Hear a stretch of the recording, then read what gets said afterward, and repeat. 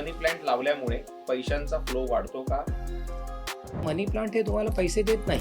12 1 2 3 4 असं नसेल आणि 12 3 6 9 असं असेल तर काय फरक पडतो? 1 ते 12 हे जे आकडे आहेत हे जीवनातल्या वेगळ्या वेगळ्या गोष्टींना रिप्रेझेंट करतायत. की कोणाला गिफ्ट देताना घड्याळ कधीही गिफ्ट द्यायचं नाही. त्यांनी अशीच एखादी गोष्ट गिफ्टमध्ये घेतली आणि त्या दिवसानंतर त्यांचं बँकेचं अकाउंट हे झिरो झालं. हो. काही लोक तर जातात कुठे मंदिरात, तिथून काहीतरी घेऊन येतात आणि आपल्या देवारात ठेवतात. कशाला? नको आहे तेच सांभाळा. माझ्या गोष्टीवर विश्वास नसेल तर घरातला नळ बघा ट्राय करून, थोडासा उघडा ठेवा, विषयाची बघा परीक्षा तुमची पर्स घ्यायची कशी तरी. मोकळी होते. फायनान्शियल लॉसेस जर थांबवायचे असतील तर त्याचं एक महत्त्वाचं कारण गळका नळ सुद्धा असू शकतो. किचन आणि टॉयलेट हे जर समोरासमोर असतील तर काही प्रॉब्लेम होतो का? आपलं जे वास्तुपुरुष आहे तो वास्तुपुरुष 45 देवतांमुळे निर्माण झालाय. त्याच्यात असुरही आहेत. हे लक्षात घ्या. जे तुम्ही खाताय त्याचं रूपांतर ऊर्जेमध्ये होत आहे. ह्या ज्या नकारात्मक ऊर्जा आहेत ह्या तुमच्या स्वयंपाकात नको आहे. तर ही कुबेराची दिशा आहे, त्यामुळे घरातली तिजोरी असेल ती उत्तरेला असावी. मात्र आत्ताच्या फ्लॅट संस्कृतीमध्ये प्रत्येक वेळेला ते पॉसिबल होईलच असं नाही. तिजोरी जी आहे ती शक्यतो दक्षिण भिंतीला पाठ करून लावावी. घराच्या बाहेर पंचमुखी हनुमानाचा फोटो लावावा. त्यांनी काय होतं? आशीर्वाद देताना जी मूर्ती आहे ती दक्षिणेला फेस करून नाही लावायची. नमस्कार, मी तुषार शेटे. सिविक मिररच्या या विशेष पॉडकास्टमध्ये आपलं स्वागत.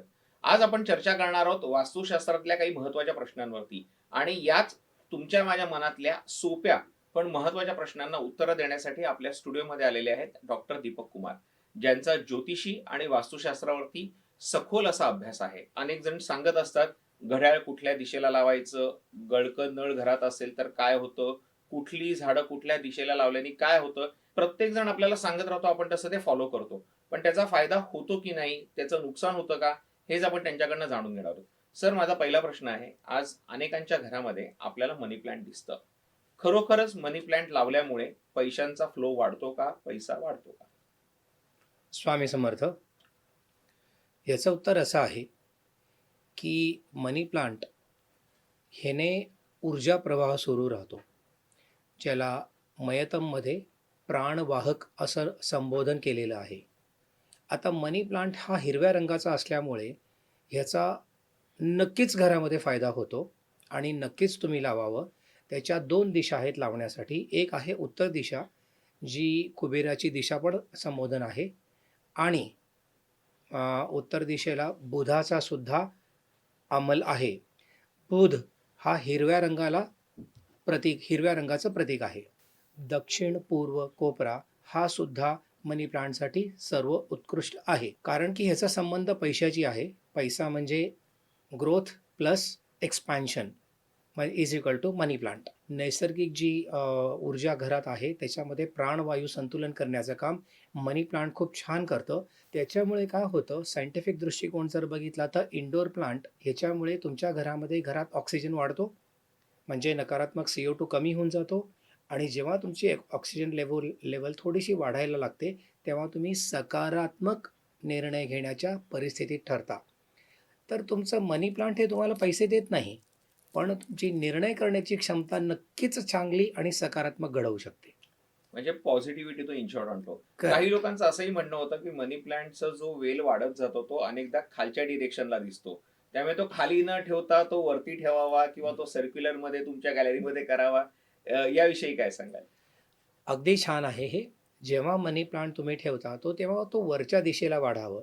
तुम्हाला जर वाटत असेल की तुमच्या खिशातला किंवा तिजोरीतला पैसा वाढायला पाहिजे तर तो वाढत्या दिशेनेच जावा. तर त्याचं आपण अजून एक सिम्बल घेऊ शकतो. तुमचा जो ग्राफ आहे तो ग्राफ असा वरती जातो. जर ग्राफ वरती जाताना हवा आहे, तुमचा पैसा जर वरती जाताना हवा आहे, तर वेलसुद्धा वरतीच जायला हवा. तो खाली येता कामाने वरच्या वर तुम्ही सर्क्युलेट करू शकता. नको असलेले त्याच्या ज्या काही फांद्या आहेत त्या तुम्ही छाटून त्याला परत व्यवस्थित मेंटेन करू शकता. सर, पुढचा प्रश्न म्हणजे मला व्यवस्थित आठवते की माझी आई नेहमी सांगायची की घरामध्ये बंद पडलेलं घड्याळ कधी लावायचं नसतं किंवा घड्याळ मागे पडलेलं असेल तरी ते वाईट असतं. पण आता याला आपण सायंटिफिकली किंवा वास्तूच्या दृष्टीनं कसं कनेक्ट करू शकतो? शनी ह्याला आपण काळ याचं संबोधन केलेलं आहे, आणि काळ जेव्हा थांबतो तेव्हा तुम्हाला आवडेल का? नाही ना. तर एक लक्षात घ्या, बंद घड्याळ, तुटलेलं घड्याळ, ज्याचे काटे उलटे फिरतात ते, ज्याचे काटे मोडलेले आहेत ते, किंवा खूप कटकट करणारं घड्याळ, हे घड्याळ चांगले नाहीत. घड्याळामध्ये एक विशिष्ट प्रकारे ज्याला आपण स्विफ्ट वॉच म्हणतो, ती संथ गतीने तो सेकंदाचा काटा चालत असतो. ते घड्याळ सर्वात छान. घड्याळांमध्ये सुद्धा आक्रमक रूप असू नये. हम्म. आणि त्याचा सगळ्यात महत्त्वाचा भाग म्हणजे की घड्याळ, बंद घड्याळ म्हणजे तुमची एन्व्हायर्मेंटल एनर्जीला इफेक्ट करणारं, कारण की निसर्गाला जॉमेट्री कळते आणि समय ये किसी के बंधन में नहीं है, वो चलता ही रहना चाहिए. तर जेव्हा तुमचा घड्याळ बंद पडते तेव्हा तुमची विचार करण्याची क्षमतासुद्धा थांबते. ग्रहांच्या स्थितीमध्ये जर म्हटलं तर तो लुप्त झाला किंवा तो अस्त झाला, असं जेव्हा संबोधन करतो तेव्हा तो हालत नाही आहे, असं जाणवतं. आणि अशी स्थिती कशाची असते? मृत शरीराची. तर त्यामुळे अशा ज्या काही गोष्टी आहे प्रतिकात्मक, त्यांना आपण कधीही स्वच्छ ठेवावं, चालू ठेवावं आणि ते फक्त उत्तर किंवा पूर्व या भिंतीवरच असावेत. ते शक्यतो गोलाकार रूपाचे घड्याळच जास्त चांगले. त्याला अकराळ-विकराळ रूप असू नये किंवा त्याला फार असं विचित्र काही करू नये. आणि शो किंवा फॅशन या नावाखाली अर्धे घड्याळ, अर्धे काटे असं कधीही करू नये. दुसरी अजून एक महत्त्वाची गोष्ट, त्याचे 1, 2, 3 हे जे आकडे आहेत, हे संपूर्ण सढळ असावेत. त्याच्यात मिसिंग आकडे असू नये, की 12 दिसतोय, 3 दिसतो, ओ. 6 आणि 9 दिसतो, बाकीची वेळ कुठे आहे? असं करू नका. ते व्यवस्थित सगळे आकडे दिसले पाहिजे आणि त्यांचे मध्ये कुठेही गॅप असता कामा नये. एखादा आकडा मिसिंग आहे असं नका करू. शक्यतो त्याचं बॅकग्राऊंड व्हाईट रंगाचं ठेवा. ते अंधारात सुद्धा दिसून येतं. घड्याळ जेव्हा घाणेरडं असतं किंवा किचनमध्ये असल्यानंतर त्याला तेलाचे डाग असतात, हम्म. हेही घड्याळ तुम्हाला तुमच्या कळत-नकळत मनावर परिणाम करत राहतात. तुम्ही म्हणालात की घड्याळातले काटे मिसिंग नसावेत. 12, 1, 2, 3, 4 असं नसेल आणि 12, 3, 6, 9 असं असेल तर काय फरक पडतो? खूप छान प्रश्न आहे. असं आहे की हे जे जग चाललंय, हे ब्रह्मांड जे चाललेलं आहे, ब्रह्मांड म्हणजे मनाच्या स्मरणशक्तीच्या पलीकडे गेलेलं एवढं मोठं ब्रह्मांड आहे ते. हे पूर्ण ब्रह्मांड 2च गोष्टी चालवत आहेत. एक म्हणजे स्पेस आणि दुसरं आहे टाईम. तुमच्या जीवनामध्ये हे जे 12 आकडे आहेत ना, 12 राशी किंवा 12 तुमच्या जीवनातले संबंधित गोष्टी आहेत. त्याच्यात तुमचा नवरा, बायको, मुलगी, मुलगा, आई-वडील ह्या सगळ्या गोष्टी या 12 आकड्यांमध्ये लपडलेल्या आहेत. बरोबर. तुमचं थोडक्यात सांगायचं म्हणजे अष्टपैलू, मानसिक, बौद्धिक, शारीरिक, पारिवारिक, आर्थिक, आध्यात्मिक, सामाजिक आणि भौतिक. ह्या अष्टपैलू त्याच्यात लपलेत. जर मी तुम्हाला सांगितलं, की तुमच्या जीवनातले हे पैलू आपण काढून टाकूया, याची ओ. गरज नाही, कसं वाटेल ओ. तुम्हाला?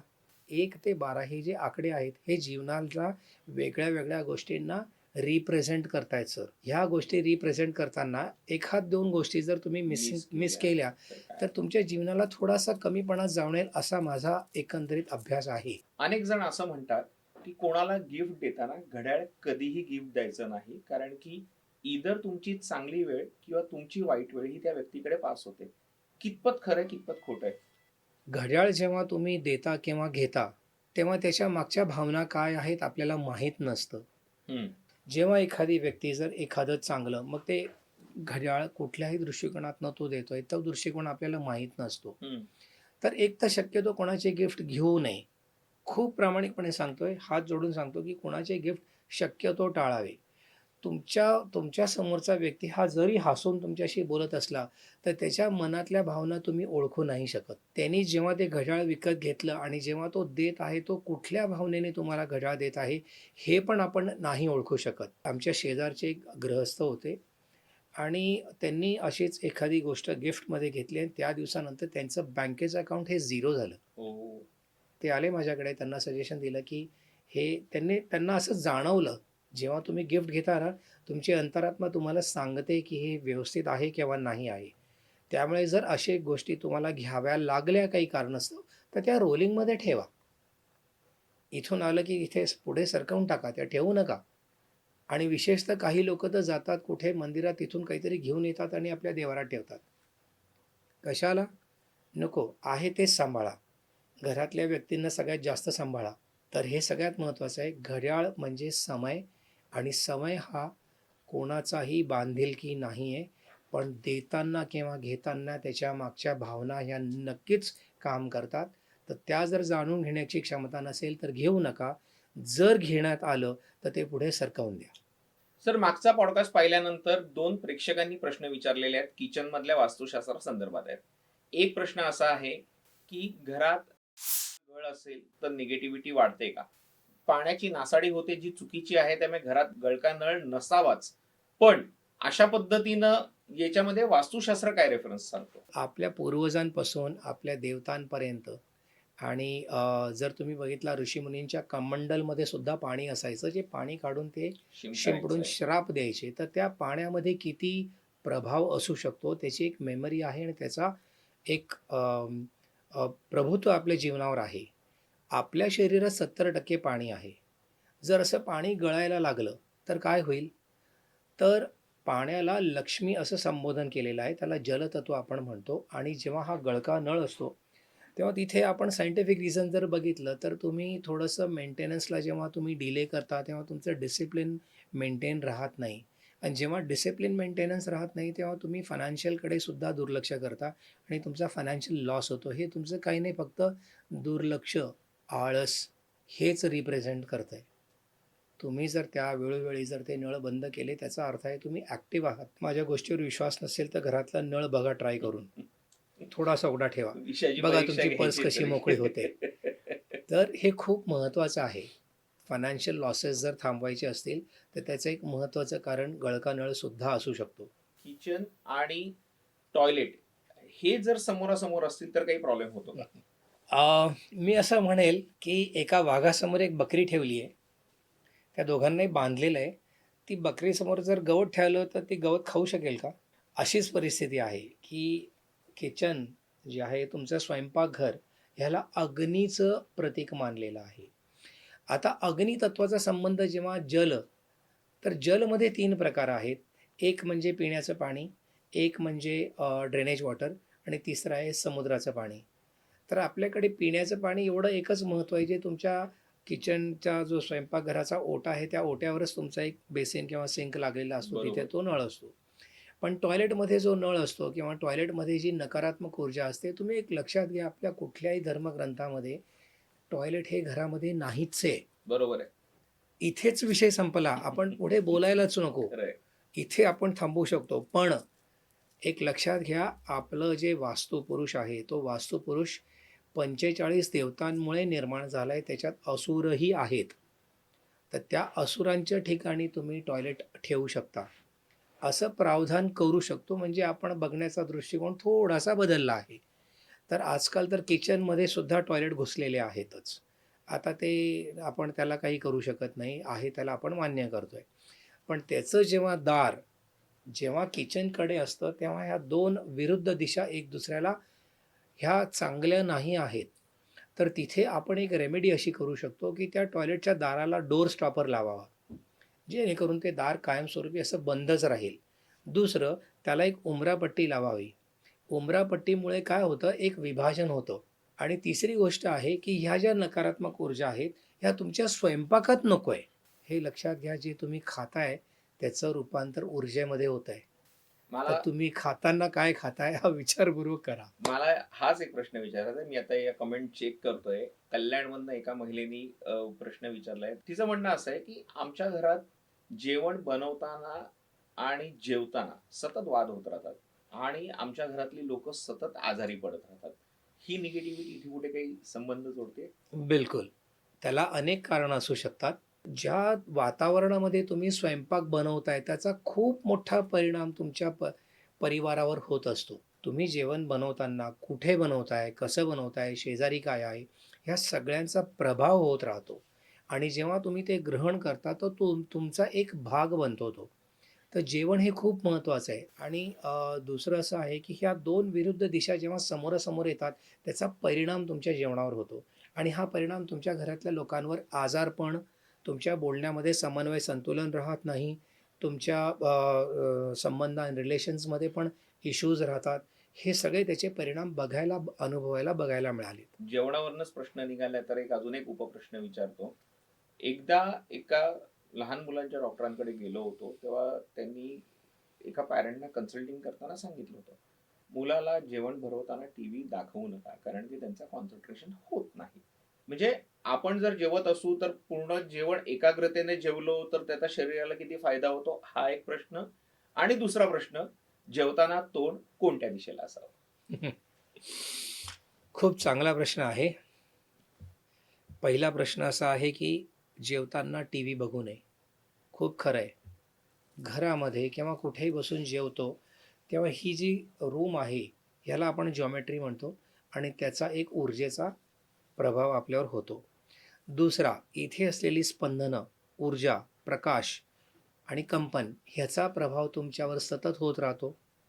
जेवण हे तर आपण डायरेक्ट इनटेक करतोय, म्हणजे त्याला आपल्या शरीराचा एक भाग आपण बनवतो. टी व्हीची स्पंदनं जेव्हा असतात, त्या टी व्हीच्या स्पंदनातून निघणारी जी काही ऊर्जा असते, ती राहू आहे. जे तुमच्या जेवणामध्ये जेव्हा मिसळते, तेव्हा तुमच्या त्या एक्स्पेक्टेशन्स म्हणजे तुमच्या ज्या अपेक्षा ज्या आहेत, त्या खूप उंच करते.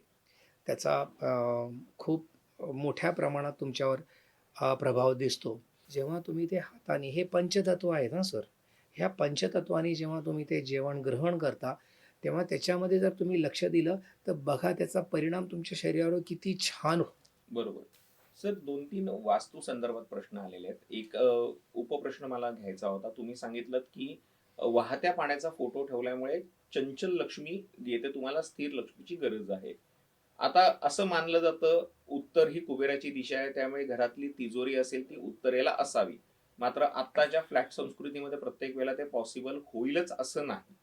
तर जर तसं शक्य नसेल, तर मग काय करावं किंवा त्याच्यावरती काही रेमेडी सांगू शकाल का?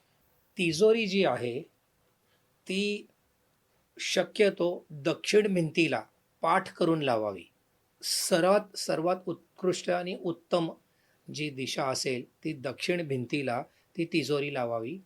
त्याला कारण असं आहे, की उत्तर दिशा जी आहे, ही कुबेराची आहे आणि कुबेराची दिशा आहे, ह्याला आपण सायंटिफिक जर म्हणायला गेलं, नॉर्थ पोलवरून येणारी जी एनर्जी आहे, त्याला मॅग्नेटिक एनर्जी म्हणतो. साधं उदाहरण देतो, की मी समजा इथे जर मॅग्नेट ठेवला आणि जर त्यांनी जर सगळं गोळा करायला सुरुवात केली, तर त्याला महत्त्व आहे ना. आणि जर समजा तो मॅग्नेट मी तिजोरीत ठेवला तर, जो पैशाला आकर्षण करत असेल तर. कुबेर हा एक मध्यमवर्गीय माणूस होता हम्म. आणि त्यांनी काय केलं, की त्यांनी जेव्हा आपल्या जवळपास सगळ्या लोकांना बघितलं, की ह्या लोकांना धन खूप आवडतंय, तर त्यांनी काय केलं, की त्याच गोष्टीचा त्याग केला जे सगळ्यांना आवडत होती आणि मग तो धन द्यायला लागला. आणि तो भावनेने धन द्यायला लागला. तुम्ही पण जे काही पैसे खर्च करणार असाल, तर ते असं सांगून करा, की हे धन तू जा तुझ्या मित्रांना घेऊन ये. आणि अशी भावना ठेवून जेव्हा तुम्ही धन द्याल, मग ते पेट्रोल पंप असो, भाजीवाला असो किंवा जे काही खर्च तुम्ही करणार असाल, सकारात्मक ऊर्जेने धनप्रवाह करा. ते फिरेल, पूर्ण जग भरेल आणि त्याच्या मित्रांना घेऊन तुमच्याकडे परत येईल. क्या बात. पण सकारात्मक भावनेने केलं तर. तर ही जी कुबेराची तिजोरी आहे, जर तुमचे बिझनेस आहे, तुमचं ऑफिस आहे, तुमचं दुकान आहे, तिथे जर तिजोरी तुम्ही अशी जर ठेवली, तर बघा तिथे ना तुमचे कॅश मॅनेजमेंट फ्लो हा खूप व्यवस्थित राहतो. तिथे मिनिमम तुमचे एरर्स आढळून येतील तुम्हाला. बरोबर. तर हे मिनिमम एरर्स जे आहेत ना, हे महत्त्वाचे आहेत. त्यालाच पैशाची गळती म्हणतो आपण. बरोबर. सर, अगदी शेवटचा प्रश्न विचारतो. असं म्हटलं जातं की घराकडे अनेक निगेटिव्ह एनर्जी अट्रॅक्ट होत असतात. त्या पुन्हा बाहेर पाठवण्यासाठी घरावरती एक आरसा लावावा, जेणेकरून त्या रिटर्न जाऊ शकतील, रिफ्लेक्ट होऊन जाऊ शकतील. मात्र याच्यामध्ये एक दुसरं लॉजिक असंही म्हणतं की आरसा हे तुमचं प्रतिबिंब दाखवतो. सो पुन्हा त्या आपल्याकडेच येण्याचा धोका जास्त वाढतो का, एक. आणि यालाच जोडून दुसरा प्रश्न आहे की अनेक जण सांगतात की घराच्या बाहेर पंचमुखी हनुमानाचा फोटो लावावा, त्यांनी काय होतं? दोन्ही प्रश्न चांगले आहेत. आपण वेगळे-वेगळे घेऊया. हं. आरसा म्हणजे काय माहिती आहे का? इंग्लिशमध्ये त्याला क्रिएटिंग अ व्हर्चुअल वर्ल्ड म्हणतो. हं. की आपण आपली ही दिशा जर मी ह्या दिशेला जर आरसा लावला, तर इथून ही दिशेचं एक्सटेन्शन झालं. ही दिशा वाढ झाली. तर माणसाला जर सकारात्मक ऊर्जा जर स्वतः ग्रहण करून जर सकारात्मक ऊर्जा ठेवायची असेल, तर त्यांनी उत्तर म्हणजे मॅग्नेटिक, चुंबकीय ऊर्जा आणि पूर्वेपासून येणारी सौर ऊर्जा. ह्या 2 जेवढ्या जास्त ग्रहण करेल ना, तेवढा तो सकारात्मक विचार जास्त करेल. वास्तुशास्त्राप्रमाणे उत्तर दिशा आणि पूर्व दिशा ही बेस्ट मानलेली आहे तुमचे आरसे लावण्यासाठी. काही लोकांनी तर अगदी दारावर आरसा लावलाय. ते अगदी चूक आहे. दारावरचा आरसा कधीही लावू नका. लक्ष्मी ज्या घरातून आतमध्ये येणार आहे, त्या लक्ष्मीला स्वतःचं प्रतिबिंब बघून ती परावर्तित होईल, रिटर्न जाईल. So it is a creating reflection. So why you are creating reflection? तर तुम्ही ह्या ऊर्जा ज्या येणार आहेत, त्या ऊर्जेंना परत पाठवू नका. सकारात्मक ऊर्जा येतात त्यांना आपण घरात घ्यायला पाहिजे. म्हणून दारात आरसा नाही लावायचा. आपल्याला उत्तर दिशा ही वाढवायची आहे म्हणून उत्तर दिशेला आरसे लावा. भले मोठे लावा. आणि तुम्ही पूर्वेलाही भले मोठे आरसे लावा. काही प्रॉब्लेम नाही आहे. इथेही आरसे लावा कारण की आपल्याला ही दिशा वाढवायची आहे. दक्षिणेला आरसे वाढवू नका. पण ह्याचाही अर्थ असा नाही की अजिबात लावू नका.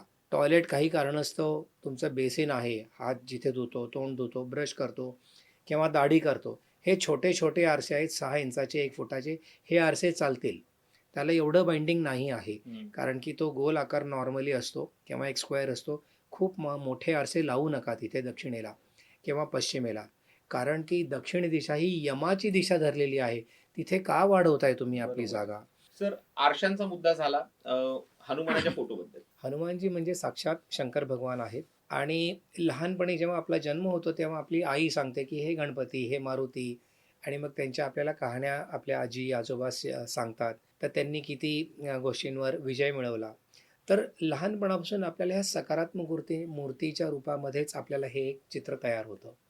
तर आपण जेव्हा अडचणीत येतो तेव्हा आपण ह्यांच्याकडे विनंती करतो की आम्हाला या अडचणीतनं सोडवा. तर मनामध्ये त्याचं एक घर निर्माण झालेलं आहे की हनुमानजी म्हणजे आपल्याला सगळ्यांपासून रक्षण करणारी देवता म्हणून मानली गेलेली आहे. एवढंच नाही तर त्यांना एक आशीर्वाद पण प्राप्त आहेत की ते अमर आहेत, चिरंजीव आहे. ते चिरंजीव आहेत. तर चिरंजीव जे हनुमानजी आहे हे खूप छान आहे की त्यांनी हे जे अवतार घेतला होता, हे रावणाचा वध करण्यापूर्वी त्यांचा भाऊ म्हणजे त्यांचा डुप्लिकेट जो होता तो अहिरावण होता. तो पाताल लोकचा राजा होता. रामाला आणि राम लक्ष्मणला त्याच्या पूर्ण सैन्याला तो पातालमध्ये घेऊन गेला. तिथे हनुमानाला जावं लागलं त्यांना सोडवण्यासाठी. आणि तिथे 5 दिवे ठेवलेले होते. ते 5 दिवे एका श्वासात जो विझवेल तरच अहिरावणचा मृत्यू होणार आहे, असं त्याला आशीर्वाद प्राप्त होता. आणि हे दिवे 5ही ठिकाणी होते. तेव्हा हनुमानाला पंचरूप हे धारण करावं लागलं. हे पंचरूप धारण केल्यानंतर त्यांनी एका श्वासात जेव्हा हे दिवे विझवले, तेव्हा अहिरावण आणि त्याच्या सैन्याचा नाश झाला. तिथून पुढे रामाची मुक्तता झाली. ह्या कहाणीच्या आधारावर तुमच्या एक लक्षात आलं असेल की जो सगळ्यात ताकदवर व्हायरस किंवा जी सगळ्यात नकारात्मक शक्ती आहे त्याच्यावर जर कोणी विजय मिळवू शकतो तो फक्त आहे हनुमानजी. एवढंच नाही, शनीवर 7.5 असो, शनीची दशा असो, ज्या शनीला लोक जे घाबरतात त्याचंही उत्तर फक्त हनुमानजीच आहे. बरोबर. ह्या पृथ्वीवर जेवढी प्रश्नांची उत्तर आहे त्याचं उत्तर फक्त हनुमानजी आहेत. त्यांचे पंचरूप जेव्हा तुम्ही लावताय तेव्हा ती खूप चांगली गोष्ट आहे. पण आशीर्वाद देताना जी मूर्ती आहे ती दक्षिणेला फेस करून नाही लावायची. त्यांनी दक्षिणेला राक्षसांना आशीर्वाद नाही द्यायचा आहे. जेव्हा त्यांची मूर्ती दक्षिणेकडे तोंड करते तेव्हा त्यांच्या हातात गदा असायला हवी. अशी मूर्ती मिळणं थोडंसं दुर्मिळ आहे. ती शोधावी लागेल.